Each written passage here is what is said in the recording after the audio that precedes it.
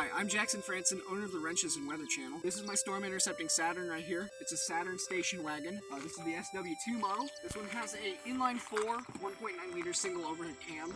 As you can see, we have the first aid kit right here.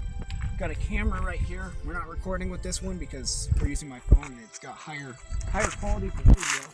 Right here, right-hand drive. It's a right-hand drive Saturn right here. I got LEDs, as you can see right there. Up here's the dash cam. We got a bit of dash cam support. Yes, sir. It goes all the way through this area right here. It goes through this trim cover. It goes all the way through here, and then it goes through this rubber boot right here, and it goes through the roof or the headliner. I put way too much money into this, and I have an engine that's gonna go into it soon. Oh, and then you can hear a thunderstorm in the background, guys. Take a look at that. But yeah, that's the storm intercepting Saturn.